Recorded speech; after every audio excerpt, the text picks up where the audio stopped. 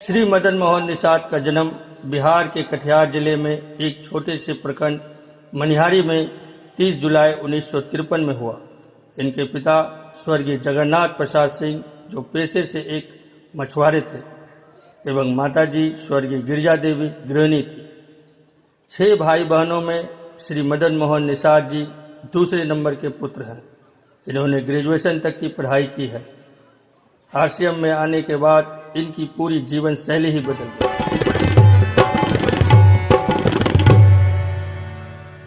ये हमारी खुशनसीबी, ये हमारी खुशनसीबी, हमको मिला है आरसीएम, कोई ख्वाहिश नहीं अधूरी, सबसे मिला है आरसीएम, कोई ख्वाहिश नहीं अधूरी, सबसे मिला है आरसीएम। ये हमारी खुशनसीबी, ये हमारी खुशनसीबी, हमको मिला है आरसीएम, कोई ख्वाहिश नहीं अधूरी, सबसे मिला है आरसीएम, कोई ख्वाहिश नहीं अधूरी, सबसे मिला है आरसीएम। ये हमारी खुशनसीबी, ये हमारी खुशनसीबी,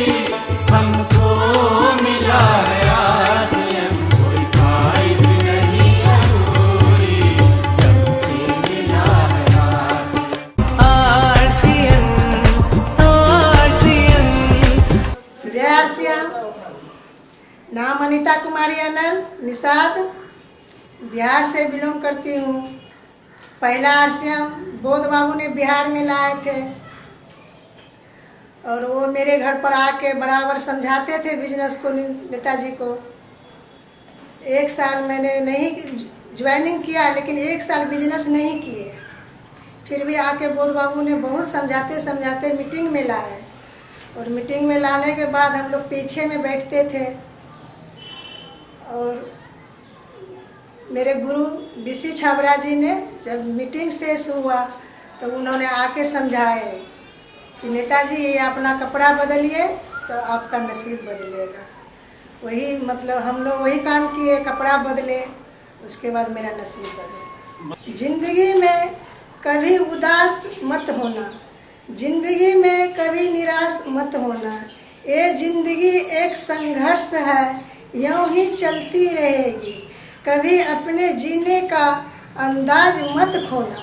जय आरसीएम।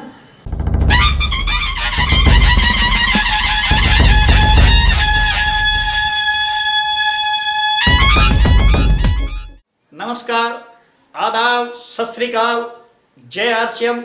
मेरा नाम मदन मोहन निषाद, रहने वाला मनिहारी, जिला कटिहार, बिहार का हूँ। इस यूएस वेबिनार लाइव सीरीज के माध्यम से आप सबों से मिलने का अवसर मिला। इसके लिए मैं इस खूबसूरत सिस्टम यूएस का तहे दिल से शुक्रगुजार हूँ और आप सभी का हार्दिक अभिनंदन करता हूँ। आज हम उन सारे देशवासियों जो हमें अन्न देते हैं, हमारे अन्नदाता किसान बंधु जो सीमा पे हमारे प्रहरी हैं, जवान बंधु, देश के कर्णधार नौजवान व्यवसायी, और आज इस परिस्थिति में जो रोड पे जो विकास के काम में लगे हुए थे, ऐसे बेबस मजदूर साथियों, बंधुवर, 1953 में एक गरीब परिवार में जन्म लिया, मछली मारने वाले कमजोर परिवार में पैदा हुआ। 6 भाई बहन, माँ बाबूजी का परिवार, और मेरी माँ बहुत संघर्ष करके हम लोगों को शिक्षा दी। दूसरे के यहाँ मजदूरी करती थी, मजदूरी करके पैसा लाती थी, फिर उससे हमारा परिवार चलता था। मेरी माँ पेपर के द्वारा ठोंगा बनाने का काम करती थी, उसको हम सब लोग बाजार में बेच करके कुछ पैसा कमाते थे और उससे परिवार चलता था। महीने में 2-4 दिन यूं ही भूखे सोना पड़ता था।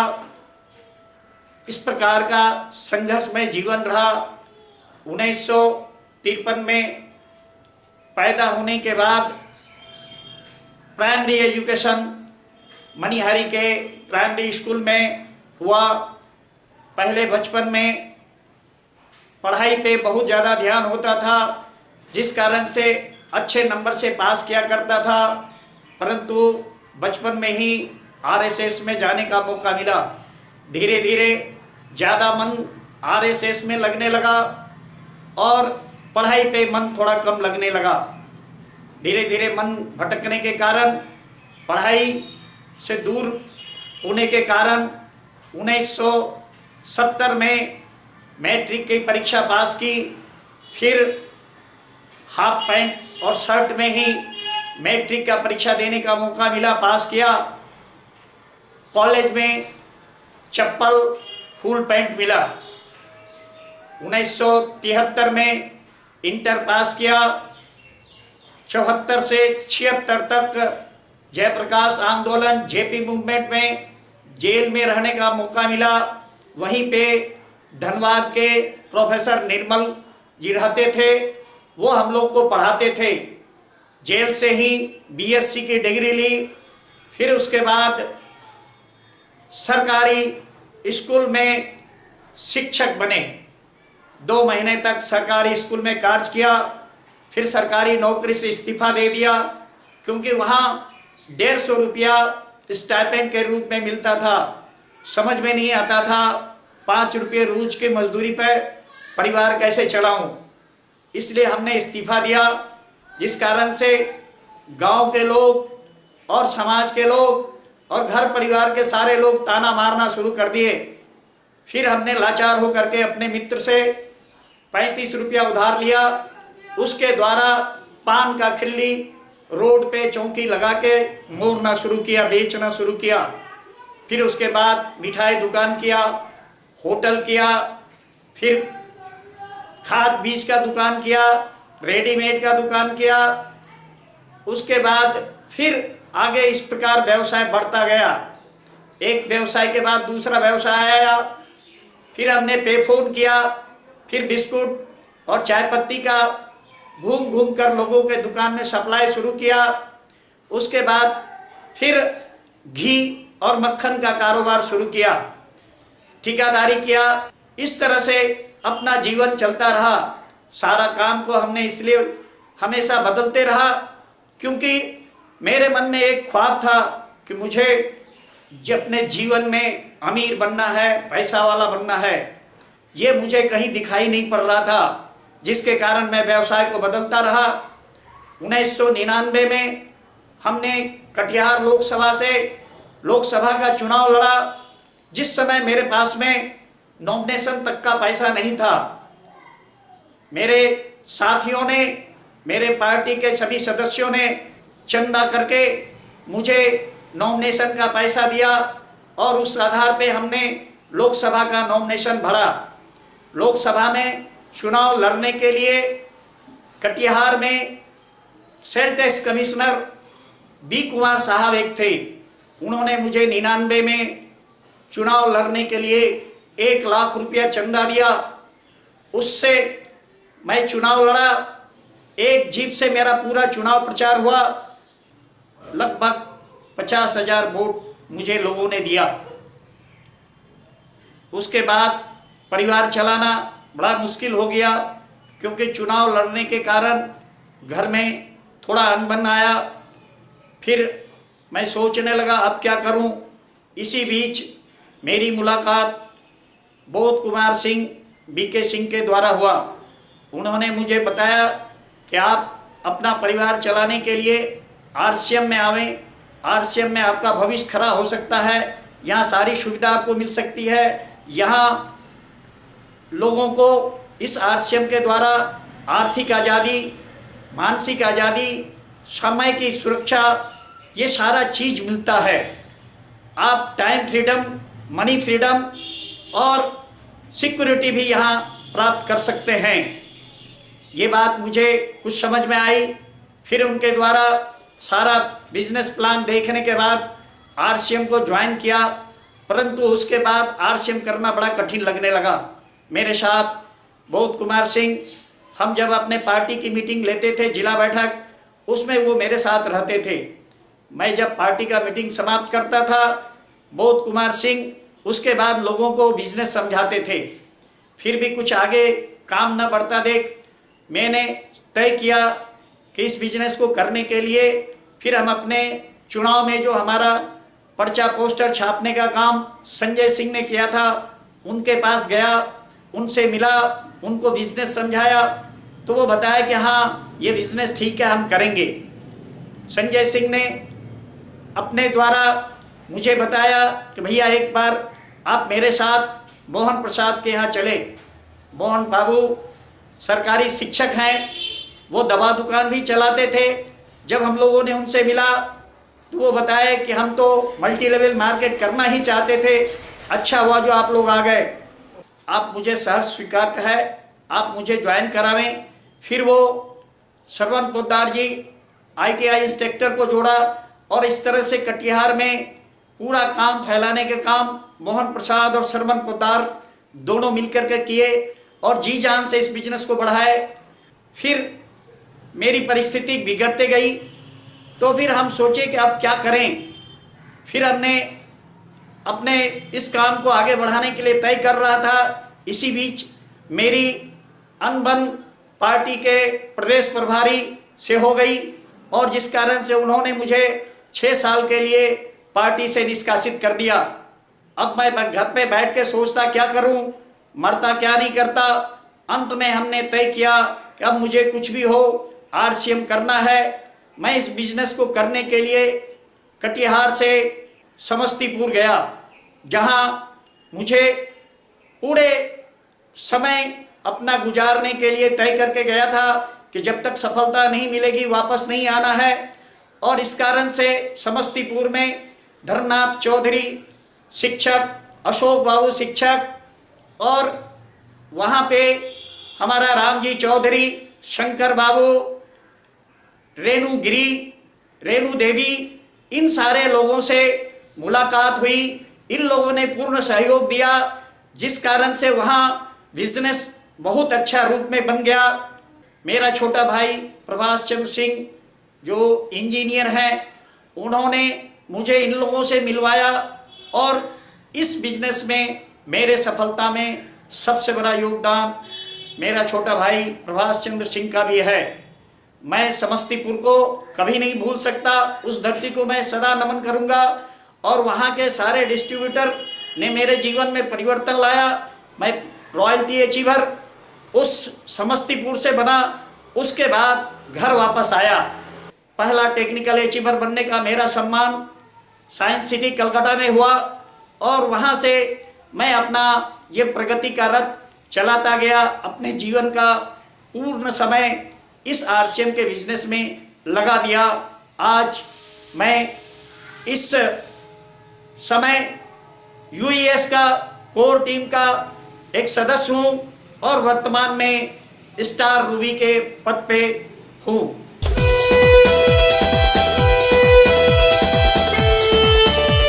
मैं आपको अपना परिचय देना चाहता हूँ।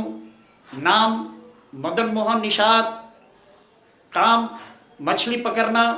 पहले हम मछली पकड़ते थे, हिंदी में जाल से पकड़ते थे और मछली ले जाके बाजार में बेचते थे, जिससे 100-200 कमाते थे, परिवार चलता था। लोग कहते थे निषाद जी क्या कर रहे हो, ये तो पाप कर रहे हो, जीव हत्या कर रहे हो। मेरे इस बात को मेरे समझ में आई तो हमने सोचा अब इसमें क्या परिवर्तन करें। तो हमने अपने काम में थोड़ा सा परिवर्तन किया। पहले हम मछली पकड़ते थे, उस काम को छोड़कर अब हम इस आरसीएम के द्वारा आदमी को पकड़ने लगे। काम एक ही था, पहले मछली पकड़ना, अब उसे छोड़ के अब आदमी पकड़ रहे हैं। पहले हिंदी में जाल से पकड़ते थे, अब इंग्लिश में नेट से पकड़ते हैं। पहले 100-200 रुपया कमाते थे, आज लाखों रुपया महीना कमाते हैं। मैंने अपने काम में थोड़ा सा परिवर्तन किया, केवल उसका परिणाम है कि आज मेरे जीवन में इतनी बड़ी सफलता आई है। मैं आपसे चाहता हूं कि आप मेरे जीवनी से इस बात को समझें कि अगर लोग अपने जीवन में थोड़ा काम में परिवर्तन कर ले तो वो जो भी चाहे वो बन सकता है, ये उसके अधिकार में है, जो वो पाना चाहे वो पा सकता है। मुझे इस आरसीएम में इसका नारा बहुत अच्छा लगा। आरसीएम का नारा आर्थिक आज़ादी का अभियान है। मुझे समझ में आया कि इस देश को आर्थिक गुलामी से आज़ादी दिलाने का काम कोई अगर करेगा तो वो आरसीएम के द्वारा ही हो सकता है। मैं अपने गरीबी को भूल नहीं रहा था, इस कारण मुझे समझ में आया कि इस देश के आर्थिक आज़ादी में अगर सबसे ज़्यादा सफलता कहीं मिल सकती है तो वो रास्ता आरसीएम का है। मैं आपको देश के नक्शा के द्वारा समझाना चाहता हूं कि देश में आज परिस्थिति कैसी है। इस देश में आज आप देखें इस भारत के नक्शे को, यहाँ 4 पार्ट के लोग हैं। पहला, ऐसे लोग हैं जिनके पास कितनी संपत्ति है आज उन्हें भी पता नहीं है। इन लोगों की आबादी 5% है, जिनके पास लगभग देश का 80% पैसा है और ये 80% पैसे पे शासन करते हैं। देश के 80% पैसा आज जिनके पास है, आप उसे जानते हैं, उसे अपर क्लास कहते हैं, जो आज देश के वीआईपी पर्सन में गिने जाते हैं। अपने देश का दूसरा पार्ट है 10%। आज उनके पास बहुत ज़्यादा सुविधा नहीं है तो कोई कमी भी नहीं है। आज उनके परिवार में जितने लोग हैं उनके रहने के लिए अलग बिल्डिंग है, उनके चढ़ने के लिए अलग गाड़ी है। आज उनके पास सारी सुख सुविधा है और ये 10% वाले लोग हैं जिसे हम मिडिल क्लास कहते हैं। बंधुवर, आप जानते हैं कि आज ये 5% वाले लोग या 10% वाले लोग जिसे पहले से ही आर्थिक आज़ादी मिली हुई है, क्या ये आरसीएम को करेंगे? क्योंकि आरसीएम तो उन लोगों के लिए बना है जो आर्थिक रूप से गुलाम है। यह आर्थिक आज़ादी का अभियान का नारा इसलिए देना पड़ा क्योंकि ये पहले से ही 5% वाले और 10% वाले आर्थिक आज़ादी का सुख भोग रहे हैं। ये इनको आज़ादी पहले से मिली हुई है, ये क्यों आरसीएम को करेंगे? बंधुवर, मैं आपको बताना चाहता हूं कि आज अपने देश में ऐसे एक पार्ट हैं जिनकी आबादी लगभग 45% है। ये लोग अपने आप को समझते हैं कि हम मिडिल क्लास वाले के लगभग बराबरी में हैं, परंतु आप सोचें, ये दिखावे के लिए अपने आप को भले जो कहें, किंतु ये वास्तव में आर्थिक गुलामी की जिंदगी जीते हैं। अगर ये अपने बच्चों का किताब खरीदते हैं तो दवा का पेमेंट रुक जाता है, दवा का पेमेंट देते हैं तो दूध वाले का पेमेंट रुक जाता है, दूध वाला का पेमेंट देते हैं तो स्कूल का फीस रुक जाता है, स्कूल का फीस देते हैं तो घर का सब्जी रुक जाता है। ये इनके जिंदगी का कहानी है। ये 45% लोग दिन रात मेहनत करते हैं अपने जीवन में परिवर्तन के लिए, लेकिन परिवर्तन आता नहीं है। इसलिए नहीं आता है कि ये हार्ड वर्क करते हैं। इनके जीवन में कभी ये बताया नहीं जाता कि आप क्या करेंगे जो आर्थिक आज़ादी आएगी। इनके दिमाग में एक ही बात बैठा रहता है कि आर्थिक आज़ादी का एक ही मात्र रास्ता है, वो है नौकरी। और इसलिए ये अपने बच्चों को जी जान से कहते हैं, जा बेटा जा, खूब मन लगा के पढ़ और फर्स्ट डिवीजन पास कर। जिस दिन ये फर्स्ट डिवीजन पास कर जाता है, इनके घर में खुशी होती है, इनके घर के लोग खुश होते हैं, क्योंकि अब इन्हें पता चल जाता है कि अब मेरा बेटा आने वाला समय में वैकेंसी भरेगा और एक नौकर बनेगा। ये तब खुश होता है 45% वाले जब इनके घर के बच्चे नौकर बनते हैं। मालिक बनने की ये सपना में भी कभी सोचते नहीं है, इसलिए इनको पता नहीं है मालिक क्या चीज का नाम है। आज इसी परिस्थिति के कारण इन 45% वाले जो भारतवर्ष के निर्माण में अपनी सारी शक्ति झोंकते हैं, आज वो रोड पे खड़े हैं। आज देश में लगभग इस वर्ग से 12 करोड़ लोग, इस 137 करोड़ में से 12 करोड़ लोग जो नौकरी का पेशा से जुड़े हैं, आज वो रोड पर आ चुके हैं। किंतु हम आपको आश्वासन देते हैं बंधुवर, आप अपने आप को हार्ड वर्क से स्मार्ट वर्क की ओर ले चलें। आज हमारे प्रधानमंत्री भी कहते हैं कि आने वाला समय इस भारत को अगर कोई आर्थिक आजादी दिलाएगा तो वो नेटवर्क ही दिलाएगा। इसलिए हम आप सबसे आग्रह करते हैं कि आप आवें और इस नेटवर्क के द्वारा अपने अपने परिवार और अपने समाज, अपने देश को आर्थिक आजादी के अभियान में जुड़ करके देश को आर्थिक आजादी के तरफ ले चलें। बंधुवर, ये जो आपके पास सामने ये जो सीन आ रहा है, आप उसे देखें, आप उसे देखें। एक तरफ ये जो 10% और 5% वाले लोग हैं, वो एक तरफ दिखाई आपको पड़ रहा होगा। ये अपने जीवन में कभी भी हमेशा जब भी कुछ सोचते हैं तो उसे बदलने का सोचते हैं। वो अपने लाइफ में जब भी चाहते हैं परिवर्तन करते हैं, अनुयायी नहीं बनते हैं। लेकिन दूसरी तरफ आप देख रहे होंगे कि ये लोग अपनी जिंदगी को सी करके चला रहे हैं, सिलाई करके अपनी जिंदगी में आगे बढ़ते हैं। और यहीं पे आकर के इनके गरीबी का यही मेन कारण है कि ये सपना अपने जीवन में बदलने का नहीं देखते हैं, सीने का देखते हैं। इसलिए ये गुलाम बने रहते हैं आर्थिक रूप से। ये जो हमारा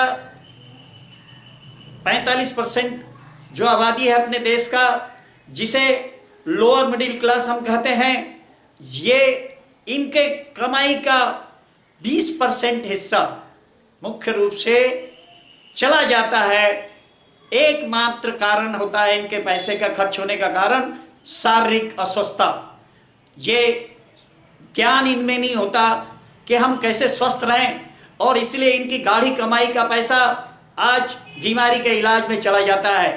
हर घर से आज जो भी बंधु हैं उनके कमाई का 20% पैसा मेडिकल में जाता है, दवा दुकान में जाता है, डॉक्टर के यहाँ जाता है।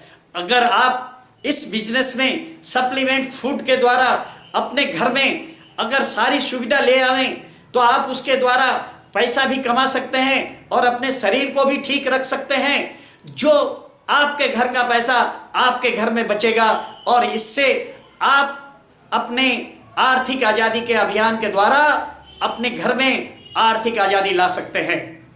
अब आपके सामने हम उस बचे हुए पार्ट को रखना चाहते हैं जो मेहनत करके इस देश को सारे जितने भी मेहनत कश काम होता है, जितने ऐसे काम जो ये समाज करना नहीं चाहता, उस काम को वो करने वाला समाज है जिसे हम मजदूर कहते हैं। आज इन मजदूरों के पास न तो पढ़ने की कोई सुविधा है, न इनके पास इस प्रकार की कोई सुविधा है कि जो ये अच्छे खाना खा सके, अच्छे कपड़े पहन सके। इसीलिए इन लोगों के जीवन में ही आर्थिक आजादी के नाम पे केवल कभी कभी ये पर्व त्योहार होते हैं, जिस दिन वो अच्छा खाना खाते हैं, जिस दिन वो अच्छा कपड़ा पहनते हैं, ये साल में कभी कभी इनको नसीब होता है, जिसे हम कहते हैं मजदूर। आज इन लोगों की हालत इस लॉकडाउन के पीरियड में आपने देखा है कि ये 85% लोग किस प्रकार से रोड पे भूखे नंगे लाचार स्थिति में अपने घर की ओर चले, जिसे बनाने में इन्होंने अपने जीवन का सारा शक्ति झोंक दिया। परंतु अंत में आज उनकी क्या स्थिति हुई, पुनर्मुसिको भव जो कहावत है, ये आज उनकी हालत है। फिर जहां से वो शुरू किए थे आज उनकी दुनिया वहीं समाप्त हो रही है। तो बंधुवर, आप अगर चाहते हैं कि आपके जीवन में ये घटना न घटे तो आप स्मार्ट वर्क की ओर जाएं, आप स्मार्ट वर्क करें, एक्टिव इनकम से पैसिव इनकम की ओर जाएं। जो व्यक्ति अपने जीवन में एक्टिव और पैसिव दोनों इनकम लाएगा, वो व्यक्ति अपने जीवन में कभी आर्थिक गुलामी नहीं ले सकता है। जिसके पास भी एक्टिव और पैसिव इनकम आएगा, चाहे वो बाढ़ हो, सुखाड़ हो, किसी प्रकार की आपदा हो, उस परिस्थिति में उसके पास पैसिव इनकम आएगा और उसका जीवन सक्सेस होगा। आज 45% लोअर मिडिल क्लास एवं 40% देश के मजदूर उस काम को करना पसंद करते हैं जो उसको पेट भरना सिखाता है। 85% समाज उस काम को करने से डरते हैं जो उसे अमीर बना सकता है, क्योंकि जिस समाज में वे रहता है वो समाज अमीर बनना नहीं, पेट भरना सिखाता है। अगर आपको अमीर बनना है तो अमीरी का काम चुनना पड़ेगा। जैसा कि आप सबों ने देखा, इस लॉकडाउन में सारे पैसे कमाने के रास्ते बंद हो गए, परंतु इस अवस्था में भी आरसीएम बिजनेस का चक्का चलता रहा और आरसीएम बिजनेस करने वालों के घरों में इनकम आती रही। लोग एक्टिव के साथ पैसिव इनकम आने वाले रास्ते में काम कर रहे थे। आज के वर्तमान इस भागदौड़ भरी जिंदगी में डायरेक्ट सेलिंग का मंत्र ही आर्थिक आजादी दिला सकती है। आरसीएम बिजनेस हम पेट भरने के लिए नहीं, अमीर बनने के लिए करते हैं और अमीर बनने के लिए आपको आरसीएम बिजनेस करना पड़ेगा। जैसा कि आप सभी लोग जानते हैं, अमीर वही बनता है जो 3 काम करते हैं। पहला खरीदता है, दूसरा बेचता है, तीसरा नेटवर्क बनाता है। जिस दिन आप इन तीनों कामों को करने का ठान लेंगे, उस दिन दुनिया की कोई भी ताकत आपको अमीर बनने से नहीं रोक सकता। हमारा जीवन भी एक खेल है और आरसीएम बिजनेस के शुरुआती दौर में आपको लोग फुटबॉल के तरह एक जगह से दूसरे जगह पैर से पास करेंगे, ठोकरे मारेंगे। वो आपके जिंदगी में तब तक चलता रहेगा जब तक आप आरसीएम बिजनेस में रॉयल्टी जैसा सम्मान हासिल नहीं कर लेते हैं। रॉयल्टी मिलने के बाद आपके जीवन में फुटबॉल के जगह वॉलीबॉल में बदल जाएगा। उस समय आपको लोग वॉलीबॉल की तरह हाथों में रखेंगे, सर पे रखेंगे और आपको कभी नीचे गिरने नहीं देंगे। फिर आपकी जिंदगी पैर से लगने वाली ठोकर से दूर होकर के हाथों और सर पे चली जाएगी। लोग आपको सम्मान देंगे। मैं आपको बताना चाहता हूं, इस लॉकडाउन के अवस्था में लगभग 10 से 12 करोड़ लोग जो गांव को छोड़कर शहर की ओर काम के तलाश में गए थे, इस कोरोना काल ने उनका रहना, खाना, पीना, सोना, जीना सारा दुश्वार कर दिया है। लोगों को गांव वापस आने पर लाचार किया है। अब हम आपसे आग्रह करना चाहते हैं, इस विषम परिस्थिति में हम आपको बताना चाहते हैं, जब बाढ़ आती है उस समय जो अच्छे मछली मारने वाले, जो भी मछली पकड़ने वाले लोग होते हैं, वो पहले से ही इस बात को जानते हैं कि अब बाढ़ आएगी और बाढ़ जब भी आएगी तो उसमें साथ में पानी के साथ मछली भी आएगी। उस समय मछली पकड़ने के लिए जो सचेत होते हैं वो पहले से ही जाल रेडी रखते हैं। हम आपसे भी आग्रह करते हैं, आज आपके यहाँ शहर से गांव की ओर बाढ़ एक आ रही है। आप भी अभी से अपनी तैयारी कर लें और अगर आप तैयारी कर लिए तो आने वाला समय में आपका नेटवर्क बहुत बड़ा होगा और आपकी सफलता भी दिन दुगुनी रात चौगुनी की तरह ऊपर जाएगा। इसे कोई रोक नहीं सकता। हमारे प्रधानमंत्री आज कह रहे हैं स्वदेशी अपनाएं और देश को बचाएं। इस क्रम में मैं आपसे कहना चाहता हूं, आरसीएम का शुद्ध स्वदेशी सामान अपनाएं और पैसे बचाएं। अगर आपको यह अच्छा लगे तो दूसरे को भी बताएं और पैसे कमाएं। अंत में मैं आपसे इतना ही कहना चाहता हूं, खुद से चलकर नहीं ये तर्जे सुखन आया है, खुद से चलकर नहीं ये तर्जे सुखन आया है। पांव दबाए हैं बुजुर्गों के तो ये फन आया है। यूएस वेबिनार सिस्टम के द्वारा आप सबों से जुड़ने का मौका मिला। आप सब को मैं इसके लिए बधाई देता हूं। आप सब लोग मुझे प्रेरित करें, मैं सदा आपका आभारी रहूंगा। जय आरसीएम।